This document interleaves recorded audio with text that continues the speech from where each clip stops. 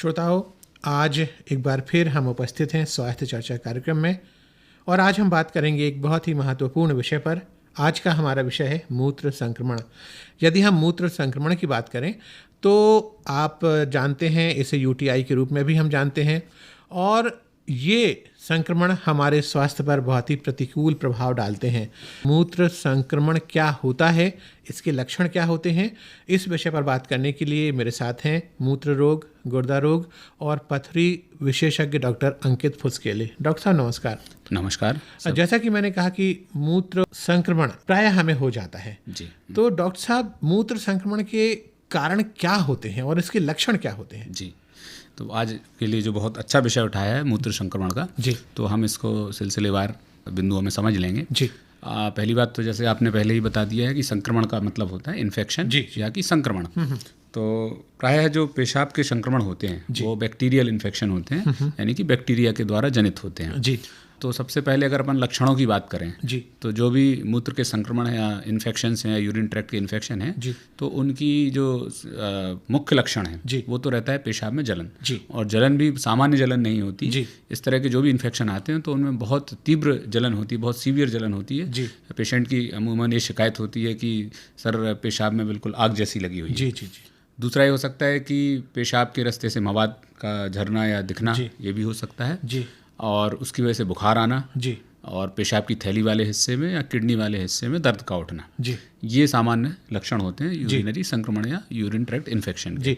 Doctor साहब, क्या संक्रमण के कारण कभी कभी पेशाब रुक भी सकती है? बिल्कुल, जब अगर संक्रमण होता है तो उसके साथ ही पेशाब के रास्ते की सूजन आती है जी, और उसमें पेशाब रुक भी सकती है। ये भी एक इसके लक्षण के रूप में हो सकता है। डॉक्टर साहब, आपने लक्षण में अभी एक बहुत महत्वपूर्ण बात बताई कि जलन होती है। कभी कभी हम ज़्यादा तीखा या ज़्यादा मिर्च वाला खाना खा लेते हैं तो भी हमें पेशाब में जलन अनुभव होती है। तो डॉक्टर साहब, क्या ये जलन इन्फेक्शन बताती है या ये मिर्च के खाने के कारण होने वाली सामान्य जलन है? देखिए, मिर्च ऐसे कोई भी पदार्थ जिनको हम इरिटेंट बोलते हैं जी, तो वो खुद में अपने आप में भी जलन का कारण हो सकते हैं। लेकिन अगर मान लीजिए किसी को पहले से ही मामूली संक्रमण है जी, तो उनको थोड़ा भी इरिटेंट लेने पर वो सिम्टम्स एग्जासर्वेट कर जाते हैं, बढ़ जाते हैं जी, जी। तो यानी पहले से ही कोई संक्रमण है जो कि सिम्टोमेटिक नहीं है, लक्षण नहीं है, लेकिन हमने मिर्च या कोई ऐसा इरिटेंट लिया तो उसके लक्षण बढ़ सकते हैं जी। तो एक तो अपनी लक्षणों के बारे में चर्चा हुई जी। अब इसके बाद दूसरी बात आती है कि कारण क्या है जी। तो संक्रमण के अपन कारण को उम्र के हिसाब से समझना चाहिए जी। हर एज ग्रुप में अलग अलग कारण होते हैं जी। तो जैसे कि अपन शुरुआत करें बच्चों से जी, तो बच्चों में जो संक्रमण के कारण है जी, वो अमूमन ये रहता है कि किडनी से बनने वाली जो पेशाब है जी, अगर उस पेशाब के रास्ते में कहीं रुकावट उत्पन्न हो रही है किसी भी वजह से, खासतौर पे अगर बच्चों में बात आती है तो सबसे पहली शंका जाती है कि कोई जन्मजात बीमारी तो नहीं है जी। पेशाब के जो लिंग के ऊपर की, जैसे अगर पुरुष बच्चे हैं जी, तो उसमें झिल्ली जो पेशाब के ऊपर की जो चमड़ी है कहीं वो पीछे फाइमोसिस है, ऐसा तो नहीं है कि वो सिकुड़न हो और वो पीछे नहीं खिसक रही हो, पेशाब रुक रही हो, या कि पेशाब के रास्ते में कोई वॉल्व में रुकावट, या कि फिर किडनी से निकलने वाली ट्यूब में रुकावट, या कि पेशाब की थैली के फंक्शंस में गड़बड़ी हो, या कभी कभी बच्चों में भी पथरी होती है जी। तो जब कभी कोई बच्चे यूरिनरी ट्रैक्ट इन्फेक्शन या संक्रमण से आते हैं तो सबसे पहली शंका इसी के रूप में जाती है जी। दूसरी बात करें अपन पुरुषों में जी, तो जो अपने नॉर्मल एडल्ट मेल हैं तो पथरी सबसे कॉमन कारण है इन्फेक्शन बनने का।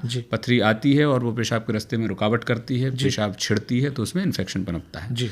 फिर हम बात करें उम्रदराज पुरुषों की, तो उसमें प्रोस्टेट ग्रंथि सबसे कॉमन कारण है यूरिन ट्रैक्ट इन्फेक्शन का जी। और एक सबसे इंपॉर्टेंट ग्रुप है जो है महिलाओं का जी। तो महिलाओं में एक एज ग्रुप है महिलाओं का जब जिसमें वो रिप्रोडक्टिव एज ग्रुप है जी, तो उस ग्रुप की एज ग्रुप की महिलाओं को भी संक्रमण बार बार होते हैं जी, जिसमें खासतौर पे साफ सफाई या इसके वजह से जी नहीं रख पाने की वजह से होते हैं। और फिर एजड जो उम्रदराज महिलाएं हैं उनमें पेशाब के रास्ते में सिकुड़न आदि आने से ये होते हैं। इसके अलावा कुछ मरीजों के रिस्क फैक्टर भी होते हैं जी। जैसे मान लीजिए किसी को डायबिटीज़ है जी, किसी को कैंसर है जी, या किसी और वजह से प्रतिरोधक क्षमता शरीर की कम है तो उनको ज़्यादातर इन्फेक्शन के कारण बनते हैं जी। तो डॉक्टर साहब, आपने बताया कि कई अन्य बीमारियां ऐसी हैं जो मूत्र संक्रमण का कारण बन सकती हैं। तो डॉक्टर साहब, इन बीमारियों से यदि हम ग्रसित हैं तो क्या हमारा इलाज करने वाले डॉक्टर इन सब का भी ख्याल रखते हैं कि हम इसका भी टेस्ट करवा लें कि इस कारण कहीं मूत्र संक्रमण तो नहीं है? जी बिल्कुल। क्या होता है जब भी कोई पेशेंट डॉक्टर्स के पास, स्पेशली हम बात करें उसके स्पेशलिस्ट क्वालिफाइड यूरोलॉजिस्ट डॉक्टर के पास पहुंचते हैं जी, तो यूरिन संक्रमण को सिर्फ एक संक्रमण और उसकी दवा देने तक सीमित नहीं होता है, क्योंकि अगर एक बार किसी को संक्रमण हुआ है तो उसमें सबसे महत्वपूर्ण बात यह है कि उसका कारण क्या है, हम उसकी जानकारी निकाल लें। अन्यथा सामान्यतः ये होता है कि हमें इन्फेक्शन हुआ और हमने जाकर के दवा ले ली और ठीक हो गया, फिर उसके बाद वो इन्फेक्शन बार बार पनपता है। तो उस बार बार पनपने से रोकने के लिए ये सबसे महत्वपूर्ण है कि कारणों की जांच करें। तो जैसा मैंने एक बात बताई कि एक तो हर उम्र के अलग रिस्क फैक्टर हैं, तो अपन उनको देखते हैं। दूसरा, कोई बीमारी से पहले से ग्रसित तो नहीं है, उसके बारे में भी जानकारी निकालते हैं। और इसके कुछ टेस्ट हैं। टेस्ट में जैसे अब जब भी आप कभी जाएंगे यूरोलॉजिस्ट स्पेशलिस्ट के पास, तो सबसे पहले तो एक यूरिन का सैंपल करते हैं, यूरिन रूटीन माइक्रोस्कोपी, जिसमें कि संक्रमण है या नहीं है उसकी पुष्टि हो जाती है। उसके बाद फिर कभी कल्चर भी करते हैं, तो पता चलता है कौन सा बैक्टीरिया और उस पर कौन सी दवा काम करेगी। अल्ट्रासाउंड स्कैन एक बहुत सिंपल टेस्ट है जो लगभग सभी पेशेंट में करते हैं। उसमें ये जानकारी लग जाती है कि कहीं किडनी में सूजन या पथरी या रुकावट तो नहीं है, उसके हमें साइंस मिल जाते हैं। और पेशाब जाने के बाद कितनी पेशाब बच रही है पेशाब की थैली में, इसकी जानकारी लग जाती है। तो ये एक कुछ सिंपल जांचें होती हैं। इसके बाद किसको क्या बीमारी निकलती है उसके आधार पे स्पेसिफिक जांचें भी होती हैं, जैसे कि सीटी स्कैन के द्वारा और बारीक जानकारी, या कभी दूरबीन से पेशाब के रास्ते की जांच करके जानकारी निकालते हैं। तो इसका जो ट्रीटमेंट है वो ट्रीटमेंट सिर्फ सिम्टोमेटिक नहीं है, इसके कारणों की पहचान करना और उसका इलाज करना, ये इसका ट्रीटमेंट। डॉक्टर साहब, अभी आपने बताया कि कई बीमारियों के कारण हमें मूत्र संक्रमण हो सकता है। मैं इसके ठीक के विपरीत बात यदि आपसे पूछूं, क्या मूत्र संक्रमण से कुछ दूसरी बीमारियां हमें हो सकती हैं? बिल्कुल हो सकती हैं, क्योंकि मूत्र संक्रमण एक सामान्य घटना नहीं है, है ना। मूत्र का अगर संक्रमण हुआ है तो अगर वो अपनी सीवियर फॉर्म में पहुंचता है, यानी उसके कॉम्प्लिकेशंस होते हैं, तो सिर्फ ये पेशाब का इन्फेक्शन नहीं रहता, ये पूरी बॉडी में सेप्टिक शॉक जैसी स्थिति तक ले जा सकता है।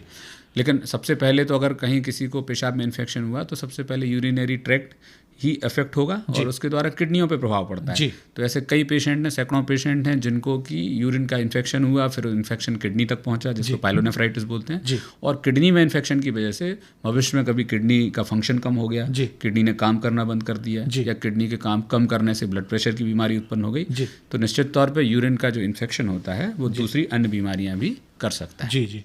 तो डॉक्टर साहब, एक बात और आपसे पूछनी है। कई बार ऐसा कहा जाता है, ये तो कुछ आपने आंतरिक कारण बताए जिनसे हमें मूत्र संक्रमण हो सकता है, लेकिन क्या कभी हम बहुत ही गंदे स्थान पर यदि हम पेशाब करते हैं तो क्या उससे भी हमें मूत्र संक्रमण हो सकता है? जी, आपने बहुत अच्छा और वाजिब प्रश्न किया है। जो गंदे स्थान से पेशाब करने वाली बात है, ये निश्चित तौर पर लागू होती है, खासतौर पर महिलाओं में।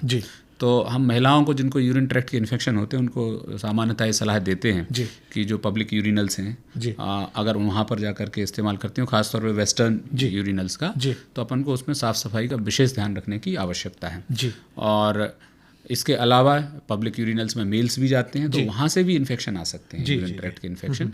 तो निश्चित तौर पे इसमें चाहे महिलाएं हों चाहे पुरुष हों, संक्रमण से बचने में सफाई का बड़ा महत्व है और उसका ध्यान रखना चाहिए। डॉक्टर साहब, आप संक्षेप में हम आपसे जानना चाहेंगे कि इन संक्रमण से हम बच कैसे सकते हैं? देखिए, संक्रमण से बचाव का एक तो आपने ही सबसे पहले इंडिकेट कर दिया कि साफ़ सफाई, है ना।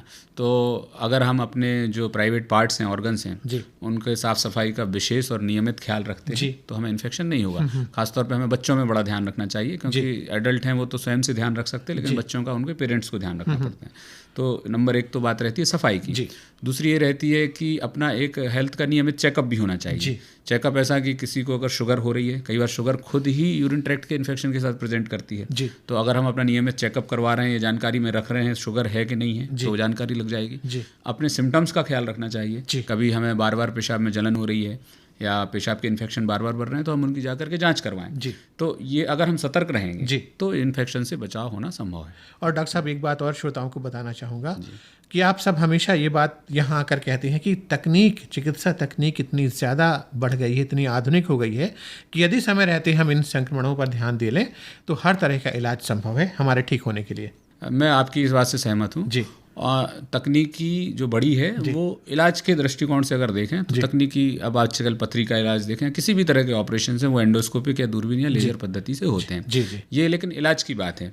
लेकिन जहाँ तक सबसे महत्वपूर्ण बात है किसी भी देश में वहाँ के स्वास्थ्य के पैरामीटर इस बात से देखे जाते हैं कि वहाँ के प्रिवेंटिव केयर कैसा है, बचाव कैसा है। तो रोकथाम जो है वो अवेयरनेस के जरिए होगा। अगर हम लोग जागरूक हैं, अवेयर हैं, तो ये इन्फेक्शन होंगे ही नहीं और हमें बीमारी के इलाज की आवश्यकता ही नहीं पड़ेगी। तो डॉक्टर साहब, श्रोताओं को अवेयर करने के लिए, जागरूक करने के लिए ही हम आपको आमंत्रित करते हैं और हमें पूरा विश्वास है कि आपने जो आज बातें बताई उससे हमारे श्रोता जागरूक होंगे और ऐसे उपाय करेंगे कि उन्हें मूत्र संक्रमण ना हो, वे इस संक्रमण से बचे रहें। आपको बहुत बहुत धन्यवाद।